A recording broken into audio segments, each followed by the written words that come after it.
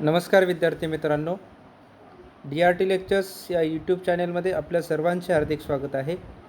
पाठीमागच्या लेक्चरच्या वेळेला आपण शीघ्र भूहालचाली बघत होतो. या शीघ्र भूहालचाली ज्या आहेत, या शीघ्र भूहालचाली प्रामुख्याने दोन प्रकारच्या आहेत. एक पहिली आहे ती म्हणजे भूकंप. आपण पाठीमागच्या लेक्चरला भूकंपाची अगदी सविस्तर माहिती बघितलेली होती. म्हणजे प्रामुख्याने भूकंप होण्याची जी महत्त्वाची कारणं आहेत, ते भूकंप होण्याची महत्त्वाची कारणं, त्याचबरोबर भूकंपाचे परिणाम, भूकंप कोणत्या मापकाच्या साहाय्याने मोजला जातो, भूकंप मोजण्याची एककं काय आहेत, हे सर्व आपण पाठीमागच्या लेक्चरला बघितलेले होते. याची लिंक खाली डिस्क्रिप्शन बॉक्समध्ये दिलेली आहे. तुम्ही त्या ठिकाणी जाऊन तो व्हिडिओ बघू शकता. आता ज्या भूहालचाली आहेत, त्या भूहालचालीचे प्रामुख्याने दोन प्रकार पडतात. हे आपण बघितलेलं होतं. याच्यामध्ये मंद भूहालचाली आपण बघितलेल्या होत्या. त्या मंद भूहालचालींच्यामध्ये गटपर्वत आणि खचदरी बघितलेली होती. त्याचबरोबर वलीकरणाची प्रक्रिया बघितलेली होती. आता मंद भूहालचाली आणि भूकंप यासारख्या प्रमुख हालचालींच्यामुळे आपल्या पृथ्वीच्या पृष्ठभागावरती वेगवेगळ्या प्रकारची भूरूपं तयार होतात. आता या जशा हालचाली महत्त्वाच्या आहेत, तशाच या ठिकाणी शीघ्र भूहालचालीसुद्धा महत्त्वाच्या आहेत. आणि शीघ्र भूहालचालींच्यामध्ये ही ज्वालामुखी जी हालचाल आहे किंवा पृथ्वीच्या अंतर्गत भागामध्ये असणारा जो ज्वाला आहे, तप्त लावा आहे, तो लावा भूपृष्ठावरती येण्याची प्रक्रिया जी आहे तीही महत्त्वाची आहे. म्हणून आपल्याला या ठिकाणी या लेक्चरला ज्वालामुखीची प्रक्रिया किंवा ज्वालामुखी म्हणजे काय, त्याच्या निर्मितीची कारणं कोणती आहेत आणि या ठिकाणी ज्वालामुखीचे प्रकार, त्याचे परिणाम, या सर्वांची माहिती आपल्याला या ठिकाणी अगदी सविस्तरपणे बघायची आहे. आता या ठिकाणी जर आपण पाहिलं तर आपण भूकंप बघितलेला होता की पृथ्वीच्या अंतर्गत भागामध्ये ज्यावेळेला प्रावरणामध्ये खडकांच्यामध्ये ऊर्जा लहरींचं वहन होत असतं किंवा जो तप्त लावा आहे त्याच्यामध्ये ऊर्जा लहरींची निर्मिती होते आणि या निर्माण झालेल्या ऊर्जा लहरी एका ठिकाणाहून दुसऱ्या ठिकाणी जात असतात. आणि या ऊर्जा लहरींच्या वहन होत असताना किंवा एका ठिकाणाहून दुसऱ्या ठिकाणी जात असताना या ऊर्जा लहरी खडकांच्या थरामध्ये कंप निर्माण करतात किंवा हादरे निर्माण करतात. त्यामुळे भूकंप निर्माण होतो. आता हा जसा भूकंप निर्माण होतो तसं या ठिकाणी आपल्याला ज्वालामुखी कशा प्रकारे होतो तोही बघायचा आहे. आता आपण जर पाहिलं तर पृथ्वीचा आपण अंतरंग बघितलेले होते.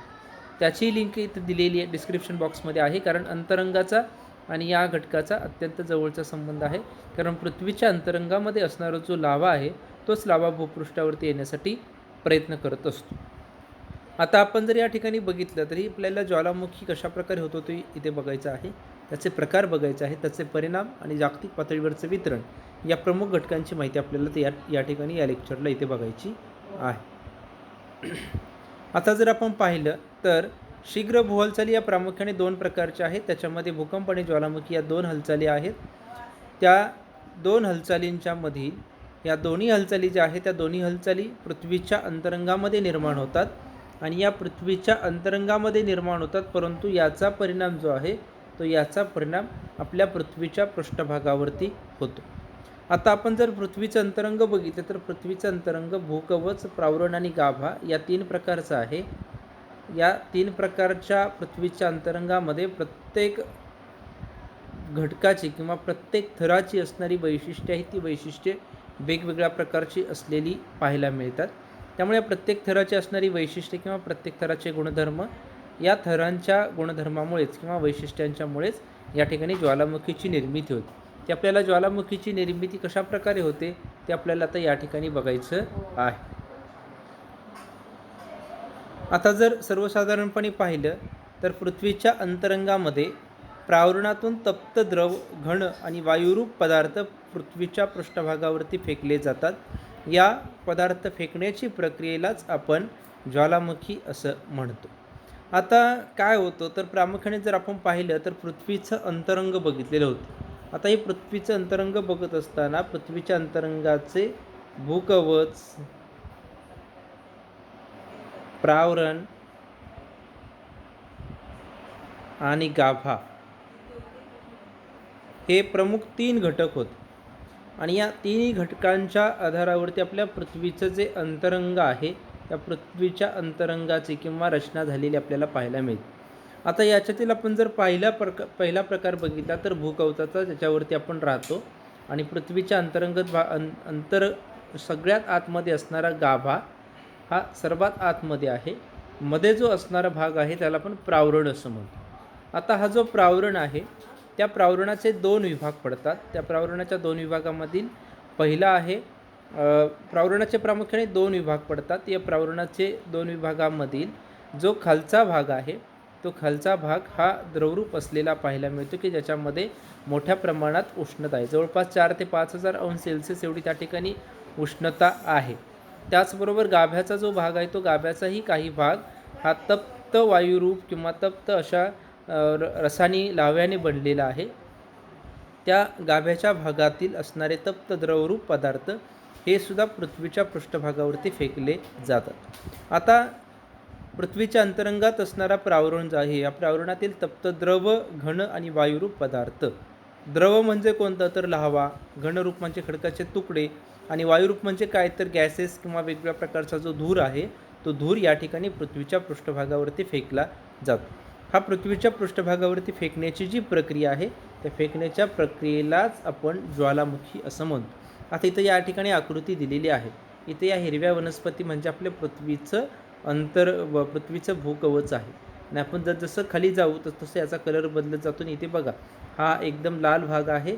तो लाल भाग म्हणजे या ठिकाणी असणारा अत्यंत तप्त असा लाव्हा आहे.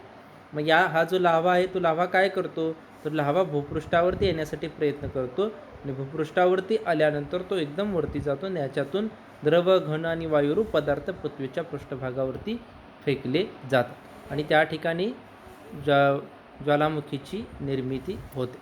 आता या ठिकाणी ज्वालामुखीचे काही प्रकार आपण पाडलेले आहेत किंवा काही प्रकार एका ठराविक वैशिष्ट्यांच्या आधारावरती किंवा काही गुणधर्मांच्या आधारावरती आपण केलेले आपल्याला या ठिकाणी पाहायला मिळतं. आता या ठिकाणी जर आपण पाहिलं तर ज्वालामुखीचे काही महत्त्वाचे प्रकार आहेत. त्याच्यातील पहिला महत्त्वाचा प्रकार आहे तो म्हणजे ज्वालामुखीचे उद्रेकानुसार प्रकार. हा जो ज्वालामुखी आहे त्याचा उद्रेक कशा प्रकारे होतो त्यानुसार त्याचे प्रमुख 2 प्रकार पडतात. एक पहिला प्रकार आहे ज्वालामुखीच्या उद्रेकानुसार मधील प्रकारातील एक म्हणजे केंद्रीय उद्रेक आणि दुसरा आहे भेगीय उद्रेक. त्यानंतर ज्वालामुखीचा दुसरा महत्त्वाचा प्रकार आहे तो म्हणजे कालावधीनुसार ज्वालामुखीचे प्रकार. त्याच्यातील पहिला आहे तो जागृत ज्वालामुखी, दुसरा निद्रिस्त ज्वालामुखी आणि तिसरा जो आहे तो म्हणजे सुप्त ज्वालामुखी. असे हे प्रामुख्याने ज्वालामुखीचे 2 प्रकार आणि त्याचे उपप्रकार असलेले पाहायला मिळतं. म्हणजे त्याचे गुणधर्मानुसार या ज्वालामुखींचं वितरण केलेलं आपल्याला पाहायला मिळतं. आता आपण या ठिकाणी ज्वालामुखीचे प्रकार बघूयात.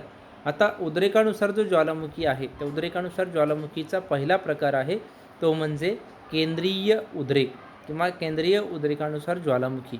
आता काय होतं तर ज्यावेळेला ज्वालामुखीचा उद्रेक होतो त्यावेळेला ज्वालामुखीचा उद्रेक होत असताना जे पृथ्वीच्या अंतरंगामध्ये असणारे जे द्रव, घन आणि वायुरूप पदार्थ आहेत ते द्रव, घन आणि वायुरूप पदार्थ पृथ्वीच्या पृष्ठभागावरती येत असतात आणि हे पृथ्वीच्या पृष्ठभागावरती येत असताना ते एका नलिकेसारख्या भागातून वरती येतं.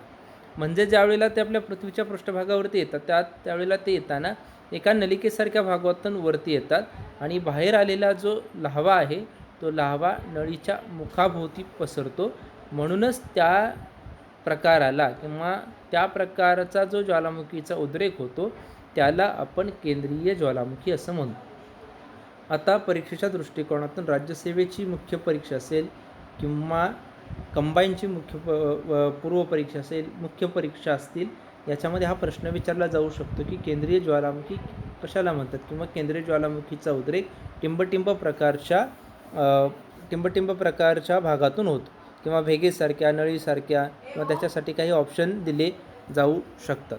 आता या ठिकाणी जर आपण पाहिलं तर केंद्रीय ज्वालामुखी जो आहे तो केंद्रीय ज्वालामुखी या ठिकाणी एखाद्या नळीसारख्या भागातून आपल्या पृथ्वीच्या पृष्ठभागावरती येतो आणि पृथ्वीच्या पृष्ठभागावरती आल्यानंतर तो नळीच्या मुखाभोवती साचला जातो. त्यालाच आपण केंद्रीय ज्वालामुखी असं म्हणतो. आता हा जो केंद्रीय ज्वालामुखी आहे या केंद्रीय ज्वालामुखीतून प्रामुख्याने या शंकू आकाराच्या ज्वालामुखी पर्वतांची निर्मिती होते. म्हणजे जे शंकू आकाराचे ज्वालामुखी पर्वत आहेत त्याची निर्मिती प्रामुख्याने केंद्रीय उद्रेकातून झालेली आपल्याला पाहायला मिळते. आता अशा प्रकारचे जे ज्वालामुखी आहेत ते ज्वालामुखी आपल्या पृथ्वीच्या पृष्ठभागावरती याआधीही झालेले आहेत. त्याचे उत्तम उदाहरणं म्हणजे जपानमधील फुजियामा या ठिकाणी जो झालेला ज्वालामुखीचा उद्रेक आहे तो ज्वालामुखीचा उद्रेक केंद्रीय उद्रेक म्हणून ओळखला जातो. त्याचबरोबर टांझानिया जे आहे, आफ्रिका खंडातील टांझानिया या ठिकाणातील किलिमांजारोचा जो पर्वत शिखर आहे, या किलिमांजारो पर्वत शिखराची सुद्धा निर्मिती ज्वालामुखीच्या केंद्रीय उद्रेकातून झालेली आहे. म्हणून या ठिकाणी उद्रेकानुसार जे ज्वालामुखीचे प्रकार आहेत त्याच्यातील पहिला प्रकार आपल्याला या प्रकारे इथे पाहता येईल. आता इथे आकृती दिलेली आहे किंवा या ठिकाणी एक चित्र दिलेले आहे. या चित्रामध्ये तुम्हाला एक माहिती दिसते, शंकूसारखा भाग आहे टेकडीचा आणि याच्यातून अशा नळीसारखा भाग आहे. या नळीसारख्या भागातून या ठिकाणी ज्वालामुखी पृथ्वीच्या पृष्ठभागावरती येतो. तो पृथ्वीच्या पृष्ठभागावरती येत असल्यामुळे त्या ठिकाणी शंकू आकाराच्या टेकडीची निर्मिती होते. म्हणूनच आपण त्याला त्या ठिकाणी केंद्रीय ज्वालामुखी असं म्हणू. आता आपल्याला या ठिकाणी याचा पुढचा प्रकार दुसरा महत्त्वाचा बघायचा आहे, तो म्हणजे भेगीय ज्वालामुखी. आता भेगीय ज्वालामुखी म्हणजे काय? आपण केंद्रीय ज्वालामुखी म्हणजे बघितलं की जो केंद्र आहे किंवा एखाद्या नळीसारख्या भागातून ज्वालामुखी पृथ्वीच्या पृष्ठभागावरती येतो.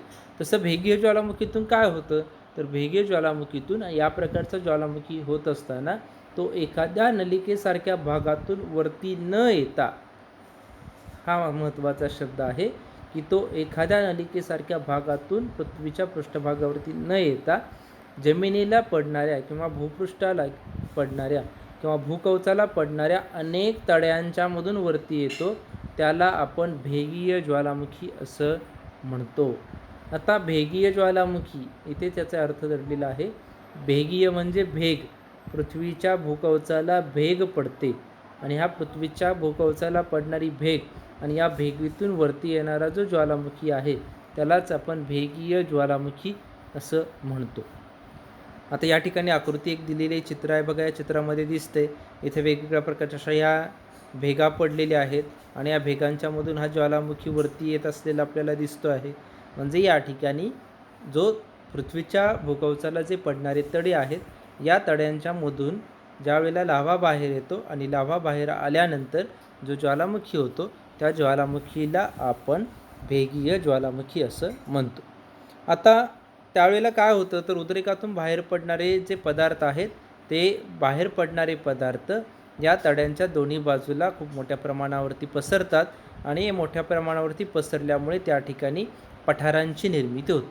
आता आपण केंद्रीय ज्वालामुखीतून बघितलं की केंद्रीय ज्वालामुखीतून शंकू आकाराच्या पर्वताची निर्मिती होते, तसंच भेगीय ज्वालामुखीतून पठारांची निर्मिती होते. आता आपण महाराष्ट्रामध्ये राहतो. आपल्या महाराष्ट्राचं जे पठार आहे दख्खन पठार किंवा त्याला आपण महाराष्ट्र पठार म्हणतो, या पठाराची जी निर्मिती आहे त्या पठाराची निर्मिती ही भेगीय ज्वालामुखीच्या उद्रेकातूनच झालेली आहे. म्हणून हे याचं उत्तम उदाहरण असलेलं आपल्याला पाहायला मिळेल. अशा प्रकारचे उद्रेकानुसार ज्वालामुखीचे दोन प्रकार आहेत, केंद्रीय ज्वालामुखी आणि भेगीय ज्वालामुखी. त्यानंतर आपल्याला पुढचा महत्त्वाचा प्रकार बघायचा आहे, तो म्हणजे कालावधीनुसार ज्वालामुखीचे प्रकार. आता कालावधी म्हणजे टाईम किंवा वेळ आपण त्याला म्हणतो. आता कालावधी कोणत्या ज्वालामुखीसाठी किती कालावधी लागतो यानुसार काही ज्वालामुखीचे प्रकार या ठिकाणी ठरवलेले आहे.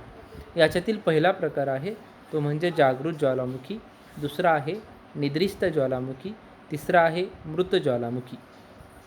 जागृत म्हणजे काय, तर जागृत म्हणजे आता आपण त्याच्यामध्ये अर्थ आहे, जागृत म्हणजे जागा असलेला, वर्तमानामध्ये किंवा सद्यस्थितीमध्ये वारंवार उद्रेक होत असतात असा ज्वालामुखी म्हणजे जागृत ज्वालामुखी होय.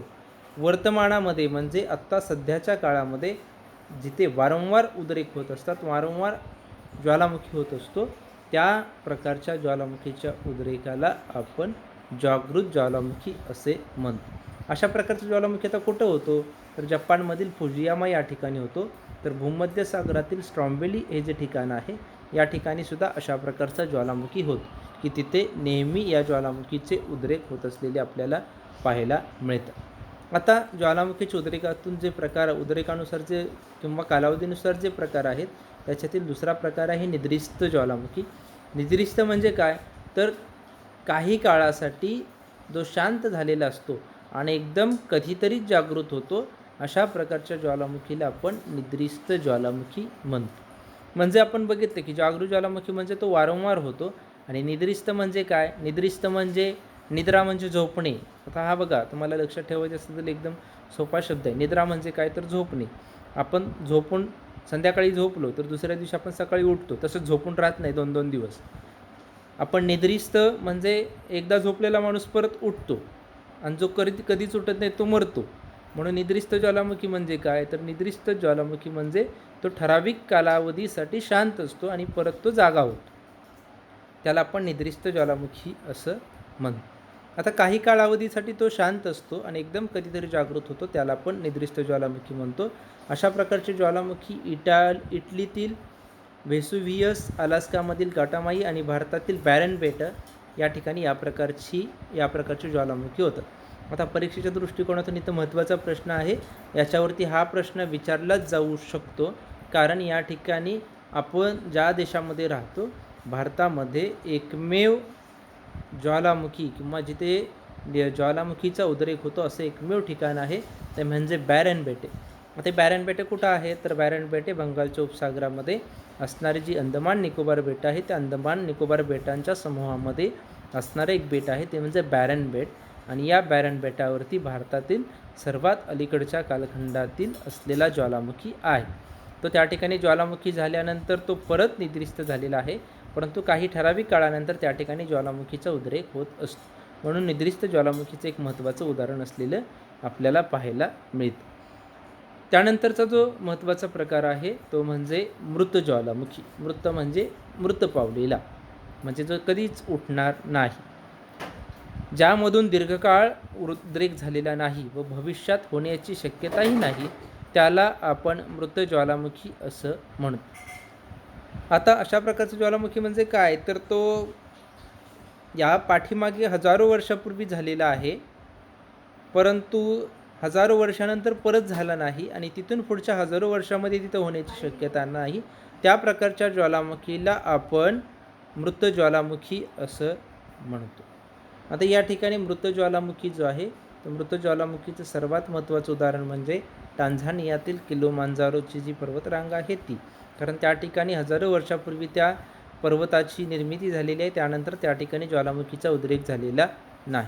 म्हणून मृत ज्वालामुखीचं ते एक महत्त्वाचं उदाहरण असलेलं आपल्याला पाहायला मिळते.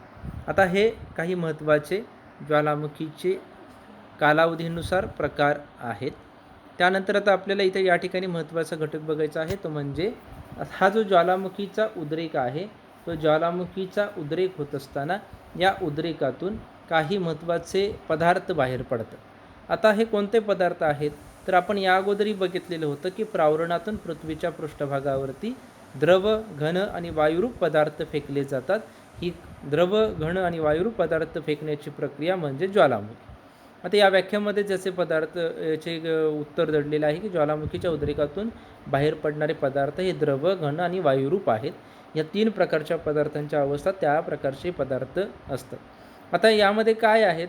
तर यामध्ये वितळलेल्या खडकातील द्रव पदार्थांचा समावेश होतो. द्रव म्हणजे कोणता द्रव? पृथ्वीच्या अंतरंगामध्ये असे कोणते द्रव आहेत? तर आपल्या पृथ्वीचं अंतरंग जे आहे ते पृथ्वीचं अंतरंग खडकाच्या वेगवेगळ्या थरांनी बनलेलं आहे आणि त्यामुळे पृथ्वीच्या अंतरंगामध्ये असणारी जी उष्णता आहे, किंवा आपण भूकवचापासून जसं आतमध्ये जाऊ तसं आतमध्ये केंद्रापर्यंत उष्णता वाढत जाते. ही उष्णता वाढत असताना जो अंतर्गत भाग आहे तो अंतर्गत भाग तप्त आहे आणि तप्त भागामध्ये जिथे जिथे खडकांचा संबंध येतो किंवा खडक खाली सरकले जातात त्या ठिकाणी ते खडक वितळतात आणि हे वितळलेल्या खडकांचं रूपांतर द्रवामध्ये होतं.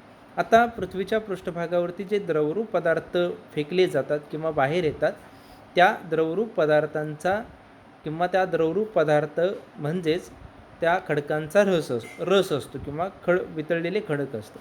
म्हणून ज्वालामुखीचा उद्रेक होतो त्यावेळेला त्या उद्रेकातून वितळलेले खडक पृथ्वीच्या पृष्ठभागावरती येतात. आता हे जे पृथ्वीच्या पृष्ठभागावरती येतात त्यावेळेला त्या खडकाला किंवा त्या खडकाच्या रसाला आपण लाव्हा म्हणतो आणि तेच खडक ज्यावेळेला भूपृष्ठाखाली असतात त्यावेळेला त्याला आपण मॅग्मा असं म्हणतो.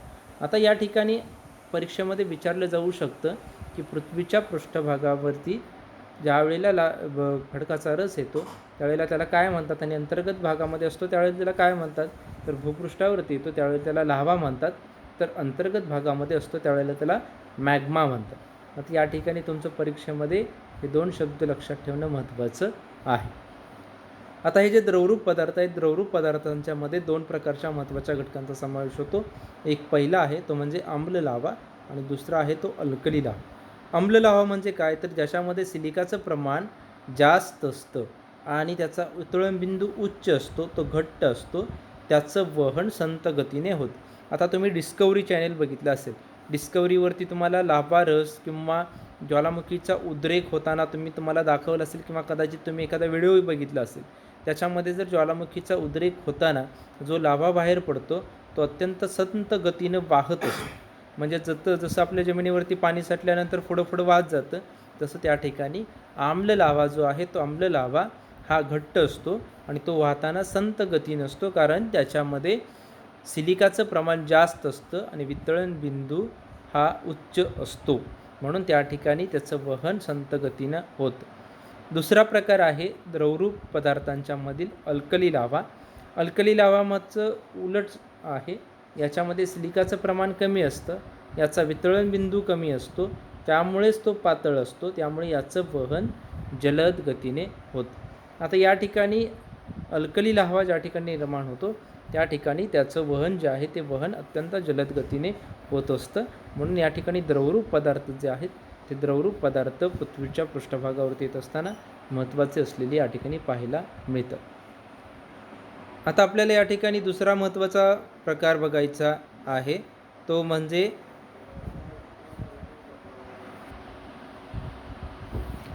आता हे अल्कली लाव्हा, यामध्ये सिलिकाचं प्रमाण कमी असतं आणि याचा वितळण बिंदू कमी असतो, तो पातळ असल्यामुळे त्याचं जे वहन आहे ते वहन जलद गतीने होत असतं. आता हे जे जसे द्रवरूप पदार्थ आहेत तसेच दुसरे महत्त्वाचे पदार्थ आहेत ते म्हणजे घनरूप पदार्थ. आता घनरूप पदार्थ म्हणजे काय, जसे द्रव पदार्थ म्हणजे खडकाचा लाव्हा जसा पृथ्वीच्या पृष्ठभागावरती अंतर्गत भागातून वरती येतो, तसे घनरूप पदार्थसुद्धा पृथ्वीच्या पृष्ठभागावरती येत असतात. याच्यामध्ये प्रामुख्याने धुलीकण आणि खडकांच्या तुकड्यांचा समावेश होतो. आता धुलीकण म्हणजे काय, तर पृथ्वीच्या पृष्ठभागातून ज्यावेळेला खडक मोठ्या प्रमाणावरती फुटतात किंवा आतल्या प्रेशरमुळे वरती येतात, हे प्रेशरमुळे वरती येत असताना त्या ठिकाणी त्या खडकांचे लहान लहान जे कण आहेत ते लहान लहान कण निर्माण होतात आणि हे लहान लहान निर्माण झालेले कण या लाव्यातून हवेमध्ये फेकले जातात आणि त्याचं धुलीकणामध्ये रूपांतर होतं. त्याचबरोबर खडकाचे तुकडे. आता हा जो लाव्हा भूपृष्ठावरती येत असताना तो शांतपणे येत नाही, तो येत असताना त्याच्या मार्गामध्ये येणारे खडक जे आहेत त्या खडकांच्यावरती जोरात ताण निर्माण करतो आणि हा ताण निर्माण केल्यामुळे त्या खडकाचे तुकडे होतात आणि हे तुकडे हवेमध्ये फेकले जातात. आता हे जे धुलीकण आणि खडकाचे तुकडे आहेत याच्यापेक्षाही काही सूक्ष्म कण असतात, हे सूक्ष्म कण हवेमध्ये फेकले जातात, त्याला आपण ज्वालामुखीय धूळ असं म्हणतो. त्याचबरोबर काही लहान आकारचे घनरूप पदार्थ असतात, त्या घनरूप पदार्थांना आपण ट्राक असं म्हणतो. तर घनरूप टोकदार तुकडेही पृथ्वीच्या पृष्ठभागावरती येतात, त्यांना आपण सकोणाश्म असं म्हणतो. म्हणजे या ठिकाणी पृथ्वीच्या पृष्ठभागावरती येणारे जे वेगवेगळे पदार्थ आहेत त्याच्यामध्ये धुलीकण हा पहिला पदार्थ आहे, खडकाचे तुकडे आहेत, त्याचबरोबर ज्वालामुखीय धूळ आहे, त्याचबरोबर ज्वालामुखीय राख आहे, संकोष्म आहेत. म्हणजे असे वेगवेगळे पदार्थ आपल्या पृथ्वीच्या पृष्ठभागावरती जे घनरूप पदार्थ आहेत ते घनरूप पदार्थ ज्वालामुखीचा उद्रेक झाल्यानंतर येतात. आता लाव्हा पदार्थ जमिनीवर पडण्या अगोदर हवेमध्ये फेकला जातो, त्या हवेमध्ये फेकण्याच्या प्रक्रियेला ज्वालामुखीय बॉम्ब असंही म्हटलं जातं. म्हणजे या ठिकाणी ज्वालामुखीचे वेगवेगळे पदार्थ पृथ्वीच्या पृष्ठभागावरती फेकलेले आपल्याला पाहायला मिळतं. आता हे जसे द्रव आणि घनरूप पदार्थ आहेत तसेच वायुरूप पदार्थ आहेत. तर वायुरूप पदार्थ कोणते आहेत, तर ज्वालामुखीच्या उद्रेकाच्या वेळी या ज्वालामुखीच्या मुखाच्या वर धुराचे ढग तयार होतात. हे धुराचे ढग तयार होतात त्याला आपण फुलकोबी ढग असं म्हणतो. त्या ठिकाणी या फुलकोबी ढगांना वायुरूप पदार्थ, या फुलकोबी ढगांच्या मध्ये असणारे आतील जो वायू आहे तो वायू वरती येतो, त्यामुळे त्या ठिकाणी ज्वालामुखीचा उद्रेक होत असतो. आता या ज्वालामुखीची उद्रेकामधून वेगवेगळ्या प्रकारची भूरूपं तयार होतात. आता ही भूरूपं कोणती आहेत ते आपल्याला या ठिकाणी बघायची आहेत. आता पहिलं याच्यातील महत्त्वाचं भूरूप आहे ते म्हणजे ज्वालामुखीय घुमुट किंवा घुमट. ज्यावेळेला जो मॅग्मा आहे, मॅग्मा म्हणजे काय तर पृथ्वीच्या अंतर्गत भागामध्ये असणारा तप्त खडकाचा रस, जो आतमध्ये असल्यावर मॅग्मा असतो आणि वरती आल्यानंतर लाव्हा होतो. आता ज्यावेळेला मॅग्मा मुखातून बाहेर येऊन तो मुखातून बाहेर आल्या आल्या त्याच ठिकाणी घनरूप बनतो, त्यावेळेला घुमटाकार टेकडीची निर्मिती होते आणि त्या घुमटाकार टेकडीची ज्या ठिकाणी निर्मिती होते त्यालाच आपण ज्वालामुखीय घुमट असं म्हणतो. याची निर्मिती ही प्रामुख्याने आम्ल लाव्हारसापासून होते. अल्कली लाव्यामुळे कमी उंचीचे व जास्त विस्तीर्ण तळ असलेले घुमट तयार होतात. आता या ठिकाणी आकृतीत दाखवल्याप्रमाणे इथे हा जो घुमट तयार झालेला आहे, हा घुमट कशा प्रकारे होतो, तर हा जो मॅग्मा आहे तो मॅग्मा मुखातून बाहेर आल्यानंतर तो आल्याला त्या ठिकाणी घनरूप बनतो. घनरूप बनल्यानंतर टेकडीची निर्मिती होते आणि टेकडीची निर्मिती झाल्यानंतर त्या ठिकाणी हा घुमट तयार होतो. त्या ठिकाणी त्यामुळे कमी उंचीचे व जास्त विस्तीर्ण तळ असलेले घुमट तयार होतं. म्हणजे अशा प्रकारे या ठिकाणी या ज्वालामुखीय घुमटाची निर्मिती झालेली पाहायला मिळते. त्याचबरोबर लाव्हा पठारे आहे. भेगीय ज्वालामुखी ज्यावेळेला होतो तो भेगीय ज्वालामुखीतून पसरणारा जो लाव्हा आहे तो लाव्हा पृथ्वीच्या पृष्ठभागावरती येतो आणि पृथ्वीच्या पृष्ठभागावरती आल्यानंतर खूप मोठ्या प्रमाणावर मोठ्या प्रदेशात पसरतो आणि मोठ्या प्रदेशात पसरल्यामुळे त्या ठिकाणी पठारांची निर्मिती होते. या ठिकाणी हे एक पठार आहे, इथे दाखवल्याप्रमाणे इथे एक हे पठार आहे, इकडे पठार आहे. हे जी पठार आहे त्या पठारांची निर्मिती ही भेगीय ज्वालामुखीच्या उद्रेकातून झालेली आपल्याला पाहायला मिळते. म्हणजे या ठिकाणी ज्वालामुखीच्या उद्रेकातूनही दोन प्रकारची भूरूपं तयार होतात, एक ज्वालामुखीय घुमट आणि लाव्हा पठारे. त्यानंतरचं दुसरं महत्त्वाचं भूरूप आहे जे ज्वालामुखीच्या उद्रेकातून तयार होतं ते म्हणजे ज्वालामुखीय काहील. आता काहील कशी तयार होते, तर ज्वालामुखीच्या उद्रेकातून खूप मोठ्या प्रमाणावरती वेगवेगळे पदार्थ बाहेर फेकले जातात. त्यावेळेला खूप मोठ्या प्रमाणावरती दाबमुक्ती होते आणि दाबमुक्ती झाल्यानंतर उद्रेकानंतर मोठ्या प्रमाणावरती खळगे तयार होतात. त्याला ज्वालामुखीय काहील किंवा कॅल्ड्रेरा असे म्हणतात. लहान आकाराच्या ज्वालामुखीय काहिलीला ज्वालामुखीय विवर असे म्हणतात. आता जो पृथ्वीच्या अंतर्गत भागातून लाव्हा पृथ्वीच्या पृष्ठभागावरती येतो, तो पृथ्वीच्या पृष्ठभागावरती आल्यानंतर दाबमुक्ती होते आणि ही दाबमुक्ती झाल्यानंतर त्या ठिकाणी अशा प्रकारचे खळगा तयार होतो आणि खळगा तयार झाल्यानंतर त्या ठिकाणी या भूरूपाची निर्मिती होते. त्यालाच आपण ज्वालामुखीय काहील किंवा कॅल्डेरा असं म्हणतो. मग हे लहान आकारचे ज्या काहिल्या असतात त्यांना आपण ज्वालामुखीय विवर असंही म्हणतो. म्हणजे या ठिकाणी हे ज्वालामुखीच्या उद्रेकातून तयार होणारं महत्त्वाचं तिसरं भूरूप असलेलं पाहायला मिळतं. आता ज्वालामुखी विवर म्हणजे काय, तर ज्वालामुखी विवर म्हणजे ज्वालामुखीचा उद्रेक झाल्यानंतर ज्या वेळेला ते विवर जे आहे किंवा त्याचा जो भाग आहे मुखाचा भाग तो पाण्याने पूर्णपणे भरला जातो. तो पाण्याने पूर्णपणे भरण्याच्या प्रक्रियेनंतर त्या ठिकाणी जो तळ्यासारखा भाग तयार होतो त्यालाच आपण ज्वालामुखीय किंवा विवर सरोवर असंही म्हणतो. त्यानंतर ज्वालामुखीय खुंटा. ज्वालामुखीच्या मुखाशी लाव्हारसाचे घनीभवन होते त्यावेळेला याची निर्मिती होते.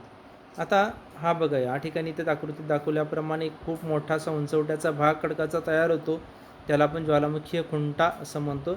ज्वालामुखीच्या मुखाशी लाव्हाचं घनीभवन होतं त्यावेळेला याची निर्मिती होते. म्हणून या ठिकाणी हे ज्वालामुखीच्या उद्रेकातून तयार होणारी महत्त्वाची भूरूप असलेली पाहायला मिळतं. त्यानंतर पुढचं भूरूप आहे तो म्हणजे खगारक शंकू. ज्वालामुखीच्या उद्रेकातून उद्रेकातून पदार्थ बाहेर पडतात. यामध्ये राख व अर्धवट जळलेले निखारे यांचा समावेश होतो. यासारखे पदार्थ बाहेर पडतात आणि यामधूनच या प्रकारच्या भूरूपांची निर्मिती होते. आता या ठिकाणी इथे आकृतीत दाखवल्याप्रमाणे हे जी भूरूप आहे त्या भूरूपांची या प्रकारे इथे निर्मिती होते. हे जळालेले सगळे पदार्थ बाहेर पडतात आणि यातून याची निर्मिती होते. त्यानंतर संयुक्त शंकू. लाव्हारस व अर्धवट जाळलेल्या ज्या वस्तू आहेत यांच्या संचयनातून याची निर्मिती होते. आता इथे बघितलं तर आपण हे आजूबाजूला असणारे जे वेगवेगळे पदार्थ आहेत या वेगवेगळ्या पदार्थ जे ज्वालामुखीच्या उद्रेकातून जे बाहेर पडणारे पदार्थ आहेत हे बाहेर पडणारे पदार्थांचं संचयन आजूबाजूला झाल्यामुळे त्या ठिकाणी या प्रकारच्या भूरूपाची निर्मिती होते. आता आपल्याला पुढचा महत्त्वाचा मुद्दा बघायचा आहे ते म्हणजे ज्वालामुखीचं वितरण. ज्वालामुखीचं वितरण काही प्रमुख त्याचे पट्टे किंवा विभाग तयार केलेले आहेत. पहिला पट्टा आहे तो म्हणजे पॅसिफिक महासागराभोवतालचा पट्टा. आपण प्रमुख महासागर आहेत आपल्याकडे 5 महासागरांच्या मधील पॅसिफिक महासागर आहे. याच्या भोवतालचा जो पट्टा आहे तो जागृत ज्वालामुखीचा पट्टा म्हणून ओळखला जातो. कारण त्या ठिकाणी नेहमी ज्वालामुखी होत असतो. कारण तिथे जे प्लेट्स आहेत किंवा भूपट्ट आहे ते भूपट्ट एकमेकांच्या जवळ आहेत आणि त्या ठिकाणी त्या भूपट्टांची किंवा भूकवचाची जाडीसुद्धा कमी आहे. त्यामुळे त्या ठिकाणी ज्वालामुखीचा उद्रेक होतो. त्या भूपट्टाला तिथे सतत ज्वालामुखीचा उद्रेक होत असल्यामुळे त्याला पॅसिफिकचे अग्निकंप असेही म्हणतात. कारण तिथे सतत तो ज्वालामुखीचा अग्नी बाहेर आलेला असतो. यामध्ये पॅसिफिकच्या पूर्व पश्चिम किनारपट्टीचा समावेश होतो. हे पॅसिफिकचे अग्निकंप आहे. याच्यामध्ये पॅसिफिक महासागराची पूर्व आणि पश्चिम किनारपट्टी आहे त्याचा समावेश होतो. या ठिकाणी पॅसिफिकच्या या महासागराभोवतालचा जो पट्टा आहे यामध्ये ज्वालामुखीच्या उद्रेकामुळे ज्वालामुखीय शंकू आणि पर्वतांची निर्मिती झालेली आहे. यामध्ये कोटोपॉक्सी जगातील सर्वात उंच ज्वालामुखी या पट्ट्यात आहे. आता त्याचे ज्वालामुखीचे उद्रेक होतात ते परीक्षेच्या दृष्टिकोनातून इथे विचारलं जाऊ शकतं की जगातील सर्वात उंच ज्वालामुखी कोणत्या ठिकाणी आहे, तर तो कोटोपॉक्सी या ठिकाणी आहे की जो पॅसिफिक महासागराभोवतालचा जो पट्टा आहे त्याच्यामध्ये असलेला पाहायला मिळतो. त्यानंतरचा जो दुसरा महत्त्वाचा विभाग आहे तो म्हणजे मध्य अटलांटिक रांग. मध्य अटलांटिक रांग ही कुठे आहे, तर दोन्ही बाजूच्या प्रदेशात ज्वालामुखीचा उद्रेक किंवा ज्वालामुखीचा समावेश होतो. आता अटलांटिक महासागर तुम्ही बघितलेला आहे. आता अटलांटिक महासागर नकाशात बघितलेला असेल त्या अटलांटिक महासागराच्या दोन्ही बाजूचा जो प्रदेश आहे त्या ठिकाणी त्या दोन्ही बाजूच्या प्रदेशाचा याच्यामध्ये समावेश होतो. आता हा जो मध्य अटलांटिक भाग आहे ही रांग आहे याच्यातील सर्वात सक्रिय ज्वालामुखीचं क्षेत्र म्हणजे आईसलँड हे आहे की ज्या ठिकाणी ज्वालामुखी हा नेहमी जागृत असतो आणि तिथे ज्वालामुखी सतत होत असतो. पुढचा महत्त्वाचा वितरणाचा भाग म्हणजे भूमध्य भूखंडीय पट्टा. यामध्ये मध्य अल्पाईन पर्वतश्रेणी, भूमध्य सागर क्षेत्र, पूर्व आफ्रिका विभंग क्षेत्र या क्षेत्राचा समावेश होतो. आता मध्य भूखंडीय पट्टा हे याच्यामध्ये स्ट्रॅम्बोली, एटना हे जे ठिकाण आहेत ही ठिकाणे ज्वालामुखीच्या उद्रेकाची काही प्रसिद्ध ठिकाणे असलेली पाहायला मिळतात. ही भूमध्य पट्ट्यातील असलेली प्रमुख ठिकाणे आहेत. आता इथे एक नकाशा दिलेला आहे. या नकाशाच्या माध्यमातून आपल्याला या ज्वालामुखीचं वितरण कोणत्या प्रदेशामध्ये किती आहे हे आपल्याला सांगता येईल. आता हे जे लाल डॉट्स दिलेले आहेत ते लाल डॉट्समध्ये त्या ठिकाणी असणारा ज्वालामुखीचा जो भाग आहे किंवा त्या ठिकाणी ज्वालामुखीचा उद्रेक होतो. आता हा जर आपण भाग बघितला तर हा भाग अटलांटिक महासागराचा भाग आहे. तो अटलांटिक महासागर त्याचबरोबर हा पॅसिफिक महासागर आहे. या पॅसिफिक महासागराबरोबरच हा जो भाग आहे अटलांटिक महासागराचा या ठिकाणीही इथे ज्वालामुखीचा उद्रेक होत असलेला आपल्याला पाहायला मिळेल. भूमध्य पट्टा या भूमध्य पट्ट्याच्या ठिकाणी या ठिकाणी हे ज्वालामुखीच्या उद्रेकाचे महत्त्वाचे भाग असतात. हे पॅसिफिक महासागर आहे. या पॅसिफिक महासागराच्या ठिकाणी असणारे हे ज्वालामुखीचे उद्रेक होतात.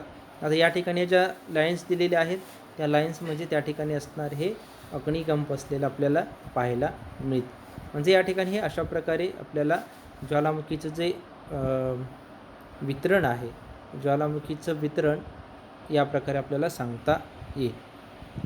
या ज्वालामुखीचे परिणाम काय होतात, तर ज्वालामुखीमुळे जीवित वित्तहानी होते. आता जर मानवी प्रदेशामध्ये झाला तर त्या ठिकाणी जीवितहानी होते, लोकांचा जीव जातो व आर्थिक नुकसान होतं.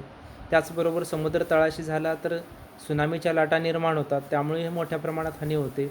ज्वालामुखीच्या उद्रेकातून बाहेर पडणारी राख आहे, धूळ आहे, खडकाचे तुकडे आहेत, हे सर्व वातावरणात पसरल्यामुळे पर्यावरणाचं संतुलन बिघडतं.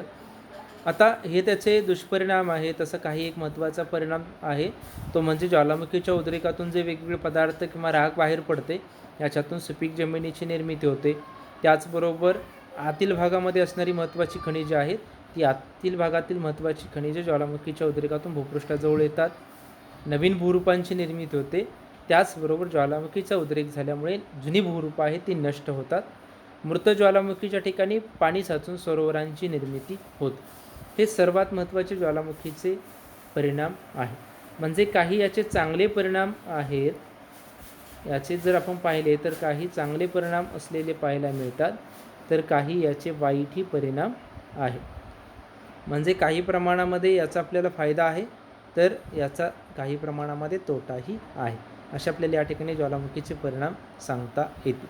आता आपण या लेक्चरला ज्वालामुखी बघितला, ज्वालामुखीचे प्रकार बघितले, त्याचबरोबर ज्वालामुखीच्या उद्रेकातून बाहेर पडणारे पदार्थ बघितले, ज्वालामुखीचा जागतिक वितरण बघितलं.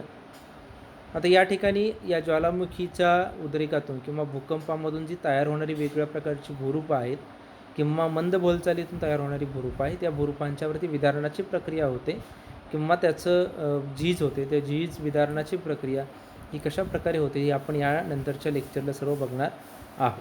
आता या ठिकाणी या ज्वालामुखी या घटकामध्ये जर तुम्हाला काही शंका असतील तर तुम्ही कमेंट बॉक्समध्ये लिहायला विसरू नका. त्याचबरोबर हा व्हिडिओ आवडल्यास लाईक करा, शेअर करा, त्याचबरोबर जास्तीत जास्त सबस्क्राईब करा. थँक्यू.